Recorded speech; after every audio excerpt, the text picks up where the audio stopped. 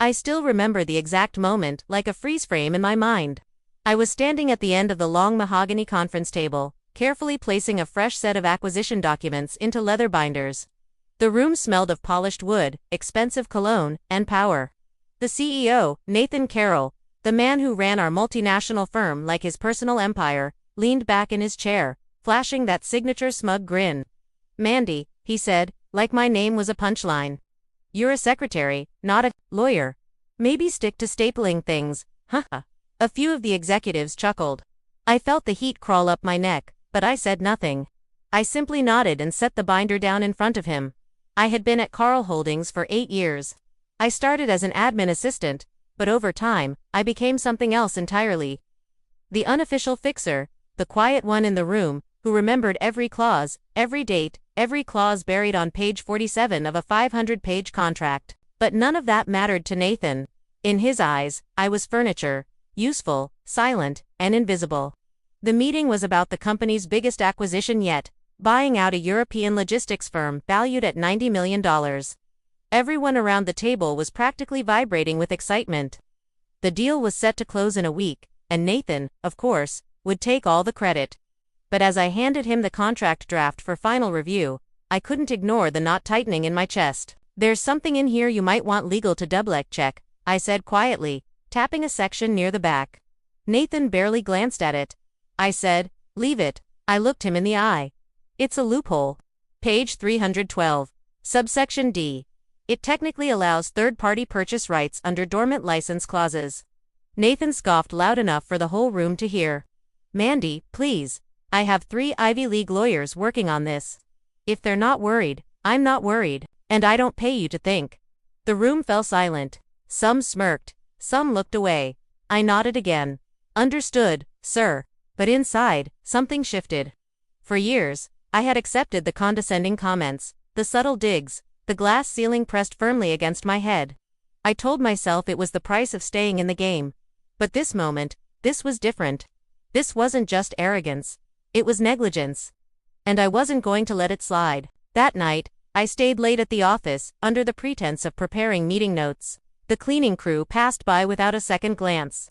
After all, Mandy, the secretary, was always there, always invisible. But I wasn't preparing notes. I was reading carefully. Every clause, every footnote, every cross-reference of that acquisition contract. And what I found chilled me. The dormant license clause was real and legal. It allowed a third party to assume licensing rights, if they paid a nominal fee and submitted a claim before the acquisition officially closed. The price, $1. It was a clause designed for emergencies, never meant to be triggered, but it hadn't been removed, and no one else had noticed. I stared at the legal print long after midnight. My hands trembled, but not with fear, with something sharper, stronger. For the first time, I realized the real power wasn't with the people at the boardroom table. It was with the people who understood the fine print. I made a decision that night. A decision that would change everything. But I wasn't reckless, and I wasn't naive. I knew I'd need a plan. And more importantly, timing, because the clock on the acquisition was ticking, and Nathan Carlalele had no idea that by the time they tried to close their $90 million deal, I'd already be the legal owner of exactly what they were trying to buy.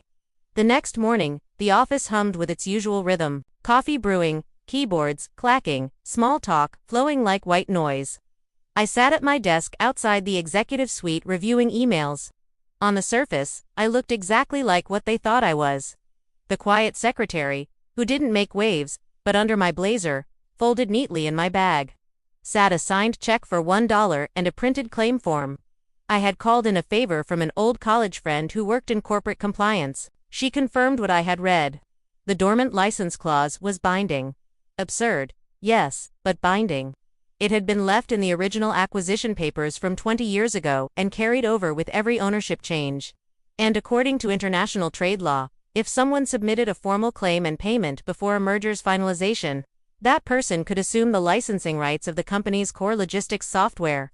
Without that license, the acquisition would collapse. I wasn't a lawyer, but I didn't need to be. I just needed to follow the rules exactly as they were written. At 12:47 p.m. During lunch break, I walked to a nearby notary office. I signed the form, paid the filing fee, and submitted the claim legally, transparently, and with every document in order. I paid the $1 in cash. The notary, a woman in her 60s with sharp eyes, glanced at the figure and smirked. "Hope this works out for you," she said. I smiled back. "Me too." By the time I returned to the office, nothing seemed different. Nathan's assistant was gossiping with marketing. The CFO was on a call, laughing about golf. Nathan himself was barking at someone about synergy on the other side of the glass wall. I sat down and typed a brief summary of my filing, sending it to my personal email for safekeeping. The clock ticked. Nothing happened. For 2 days, I started to wonder if I had imagined it all. If maybe I had misunderstood some legal technicality. I had risked my job, my career, maybe even a lawsuit. But on the morning of the third day, I noticed a shift. At 9:15 a.m., a lawyer from the acquisition firm stormed into Nathan's office. They spoke in low, clipped tones. Nathan's voice rose once, a sharp bark before dropping again. By noon, the legal team was huddled in the executive boardroom. At 1:30 p.m., Nathan summoned the entire leadership team for an urgent update. I wasn't invited, but I didn't need to be. I heard enough as people whispered in hallways, snippets of conversations that floated my way. Some loophole claim. Who the hell filed it? The license is frozen. The deal can't close without it. I kept my head down, pretending not to listen. That afternoon, Nathan walked past my desk without looking at me. The man who had smirked at me 3 days earlier didn't smirk anymore. I went home that night with my heart pounding. Not out of fear, out of something else. A strange mixture of disbelief and calm. It was working. But this wasn't over. Because I knew men like Nathan Carroll didn't fold quietly. They fought. They bluffed. They crushed anything in their way. And I had just become a very inconvenient obstacle. The next morning, my phone buzzed. Before I even made it into the office, Nathan Carroll read the caller ID. I stared at the screen for a moment, thumb hovering over the answer button. Then I picked up. "Mandy," he said, voice sharp but coated with a thin layer of corporate politeness. "I need you in my office now." I smiled slightly, though he couldn't see it. "Of course, sir," I replied, my voice steady. As I walked through the office toward that glass door, I felt every gaze follow me. But this time, I didn't feel small. I felt ready because Nathan was about to realize. This was one corporate secretary who didn't just know the rules. I knew how to play them, and this game had only just begun. Nathan's office was colder than usual. Not because of the air conditioning, but because of the look on his face when I walked in. He stood by the window, hands in his pockets, staring out at the skyline like a general surveying a battlefield. I closed the door behind me. "Mandy," he said, finally turning. His voice was calm, almost casual. "Have a seat." I sat. He didn't. "I've been told," he began, slowly, "that a dormant license claim has been filed against the Handover acquisition." I said nothing. His jaw tightened. Imagine my surprise when I learned it was filed by my secretary. I met his gaze, keeping my expression neutral. I followed the process outlined in the original contract. "It's a legal claim." He let out a soft, humorless laugh. "Legal or not, you had no right, you had no authority. You blindsided this company and jeopardized a $90 million acquisition." I kept my hands folded on my lap. "Actually, I exercised a public clause that your legal team overlooked. And as of now, I hold the licensing rights Handover requires to operate in this market." His eyes darkened. "What are you playing at?" I blinked slowly. "Nothing, sir. I'm simply ensuring my rights, as per the agreement terms." For a moment, he said nothing. The silence stretched. Then, with a low chuckle, he circled behind his desk and sat down, folding his hands like a poker player about to raise the stakes. "You want money?" I tilted my head slightly. "Excuse me," he gave a sharp smile. "Come on, let's not pretend. You saw an opportunity to grab a piece of this deal. Fine. Name your price. I'll buy you out of this little stunt. Clean, quiet." I held his gaze. "I didn't file the claim for money." His smile faltered. "Then what?"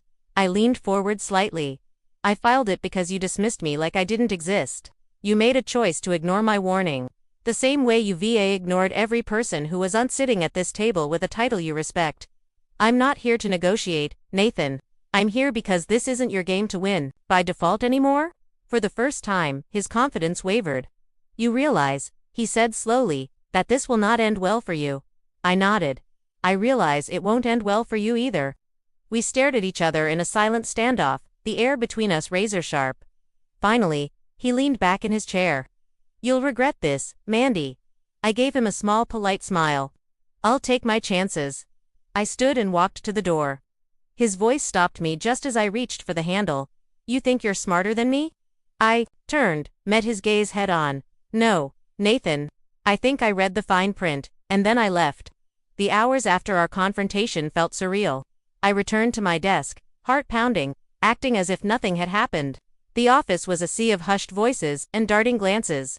Word travels fast in corporate halls, especially when a secretary walks into the CEO's office and comes out alive. By late afternoon, the company's legal team was scrambling. I overheard 2 junior associates whispering in the break room, they can't close the deal without the license. Who even filed it? I heard Mandy. I kept walking, but I wasn't naive. I knew Nathan wouldn't let this go quietly. The first blow landed before I even left the building. At 5:03 p.m., an email popped up in my inbox from HR subject. Formal inquiry into conduct. Immediate response required. I opened it, my pulse steady. They were investigating me for unauthorized interference with corporate contractual agreements. I almost laughed, almost. Because I had seen this tactic before? A classic move in corporate chess. Smear the opponent, discredit them, make them look like a rogue actor before they could build a defense. But I was ready. I forwarded the email to my attorney. Yes, I had hired one 2 days ago. I wasn't walking into this unarmed. Nathan thought this was still his game. He hadn't realized yet. I'd already flipped the board.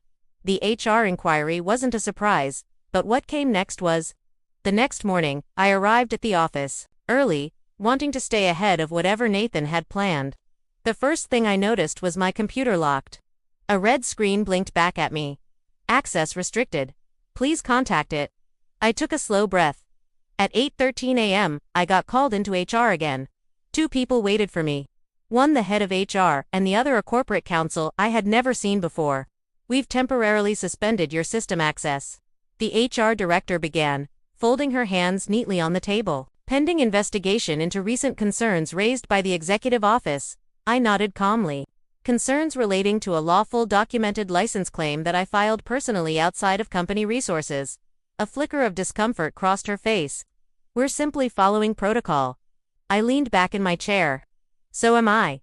I handed her a letter signed by my attorney formally stating that any retaliatory action taken against me, including restricting access or assigning blame without evidence, would be met with legal response.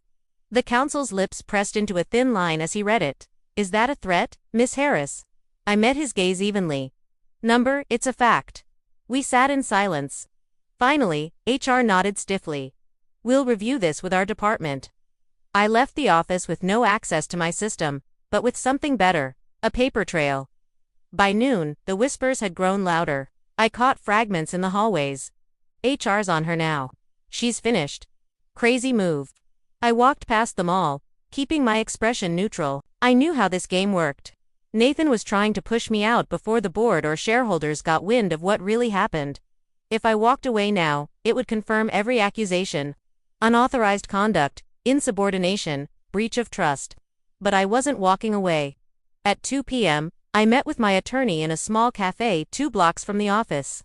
He was sharp, methodical, not one for theatrics. Exactly the kind of lawyer you want when facing a corporate machine. He slid a folder across the table. We're filing a preemptive injunction. They move against you. They'll have to explain everything in court. Public record. I opened the folder, glancing over the documents. Nathan won't risk that, I said quietly. My attorney smiled slightly. That's the point. The next day, the atmosphere at the office shifted. The tension didn't dissolve. It thickened, but this time, it wasn't directed at me. It was Nathan. Word had started leaking. People asked questions. How did a secretary file a binding claim? Why hadn't legal caught it? Why was HR scrambling like this? The CFO avoided eye contact with me. 2 VPs whispered in the hallway when I passed. And then late that afternoon, something I didn't expect happened. I got a call from the chairman of the board. Mandy, this is Richard Clark. I believe we need to have a conversation. I sat across from him in a glass-walled conference room on the top floor. Unlike Nathan, Richard didn't posture. He listened, For 20 minutes, I laid it all out. The ignored warning, the loophole, Nathan's dismissal, the filing, the retaliation. I presented everything with documents, calm, factual, professional. When I finished, Richard sat back, hands steepled. "You've put us in a difficult position," he said finally. I met his eyes. "No, sir, Nathan did that. I followed the law. The company's leadership ignored it." He exhaled slowly, nodding. "You're not wrong."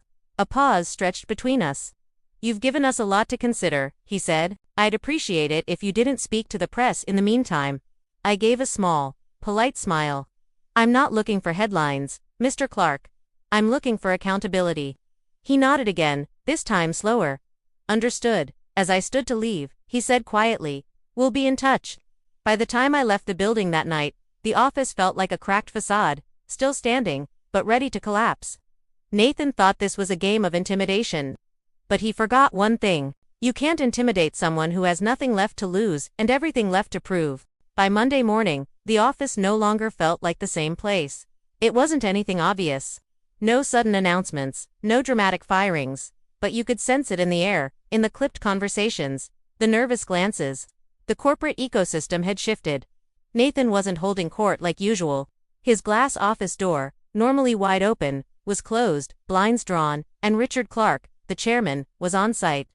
All morning, meetings shuffled, calendar invites changed, executives were called upstairs for private discussions, HR kept their heads down. The legal department moved in and out of the boardroom like silent messengers. I watched it all from my desk, careful, quiet. By noon, rumors swirled. Emergency board review. Compliance breach. Carl's future in question. I didn't feed them. I didn't need to because this time I wasn't part of the whisper network. I was at the center of it. At 2:15 p.m., I got the call. Boardroom now. The voice belonged to Richard's assistant. I stood, smoothed my blazer, and walked the long corridor toward the executive suite. The glass walls reflected my image as I passed, calm, composed, exactly as I wanted to be seen. When I entered, every board member was seated.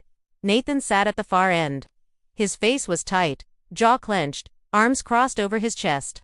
Richard gestured for me to sit across from him, one chair apart from Nathan. I nodded and took my seat. The room fell silent. Then Richard spoke. "We've reviewed the documents Ms. Harris provided, along with statements from legal, HR, and compliance.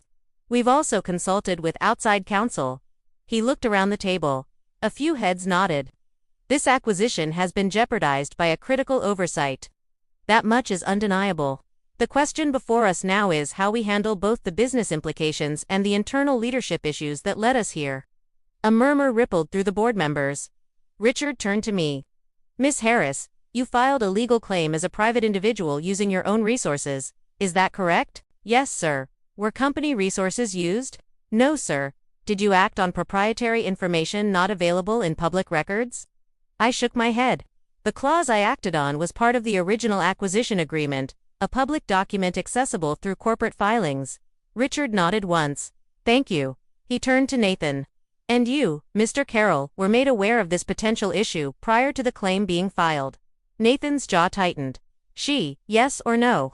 Nathan's nostrils flared. "Yes." "Did you investigate the concern?" Nathan hesitated, then muttered. "I dismissed it." Silence fell again. Richard leaned back in his chair, folding his hands.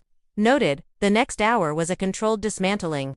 They reviewed Nathan's mishandling of the deal, his refusal to escalate concerns, his attempt to retaliate through HR, and the formal complaint I had submitted through legal counsel. Every step Nathan had taken to discredit me was now evidence against him. He tried to defend himself, excuses, half-truths, shifting blame. To his legal team, even suggesting I acted out of spite. But the board wasn't buying it, and I didn't need to say much. The facts spoke louder than any defense I could have given. Finally, Richard delivered the verdict. Effective immediately, Nathan Carl is placed on administrative leave, pending further review. The board will appoint interim leadership until a final decision is made regarding his position. Nathan opened his mouth, but Richard's raised hands silenced him. "You may collect your personal belongings under supervision. Your access is revoked as of now." Nathan's face turned a deep shade of crimson. He shot me a look, not of anger, but disbelief. I met his eyes with steady calm. For once, he had no words.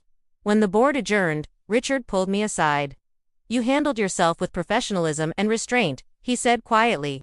"I respect that." "Thank you, sir." He gave a small nod. "We'll need your help navigating the fallout. Hanover's lawyers are already asking questions. I'll be ready." And I meant it, because this wasn't about revenge anymore. This was about doing what Nathan never understood, protecting the company by doing the right thing. The official announcement came 2 days later. Nathan Carl stepped down from his position as CEO, citing personal reasons. No press release, no farewell statement. Just a quiet internal memo that landed in everyone's inbox before 9 a.m., but no one believed it. The office buzzed with whispered versions of the same story. The board pushed him out. The acquisition nearly collapsed, and somehow the secretary had been at the center of it all. I stayed silent. I wasn't interested in office gossip. What mattered was the deal. With Nathan gone, the handover acquisition moved forward, but this time with full transparency. The board appointed Richard Clark as interim CEO. He insisted on a revised negotiation team, and to my surprise, he asked me to be part of it, not as a token assistant, not as a silent note-taker, as a recognized advisor. "You've proven you understand what's at stake," Richard said during our first strategy session, "and you know better than most how to read between the lines." I accepted with conditions. I wasn't going to be a figurehead. I wanted clear authority on compliance checks and contractual oversight. I wanted the autonomy to speak up without having to push through layers of bureaucracy. To my surprise, Richard agreed without hesitation. "Consider it done," he said. Over the next 2 weeks, I worked side by side with the legal team, reviewing every inch of the acquisition paperwork. Hanover's attorneys were cautious but cooperative, especially after learning what had almost derailed the deal. When we finally closed the acquisition, it was airtight. No loopholes, no oversights, no ego-driven mistakes. The deal made headlines in industry circles. Not because of its size, but because of the quiet shift in how it was handled. For once, a corporate giant closed a deal with integrity and without burying its mistakes under layers of spin. One evening, after the final documents were signed, I found myself alone in the conference room, staring at the skyline. 8 years. 8 years of being underestimated, dismissed, overlooked. I had started this job thinking hard work alone would earn respect. I learned the hard way that it doesn't. Sometimes you have to take respect. Claim it, stand firm when others expect you to fold. And most of all, you have to know your worth before anyone else will. Richard joined me a few minutes later, holding 2 cups of coffee. He offered me one. "You know," he said, settling into a chair across from me. "The board's been talking." I raised an eyebrow. "That sounds ominous." He smiled faintly. "We want you to stay on, not just for compliance work. We're creating a new role, Director of Risk and Contract Strategy, reports directly to the executive board." I blinked. "That's a real position." He chuckled. "It is now." I exhaled slowly. "Why me?" His smile faded into something sincere. "Because you didn't just protect this company from a financial disaster. You protected it from itself, and you did it without seeking credit, revenge, or personal gain." I studied him for a moment. "Thank you," I said quietly. He nodded. "You earned it." The next morning, I moved into my new office. A modest space, no corner windows, no grand title on the door. And I was fine with that, because this wasn't about a nameplate. It was about having a voice and making sure no one else in this company ever had to fight alone just to be heard. As for Nathan, the last I heard, he took a consulting gig on the West Coast, a smaller firm, fewer headlines. Maybe he'd learned something, or maybe he hadn't. That wasn't my concern anymore. Some battles you fight for survival, some for principle, and some you fight because walking away means accepting the way things are, when you know they should be better. I didn't set out to win a war. I just refused to lose quietly. And in the end, that made all the difference.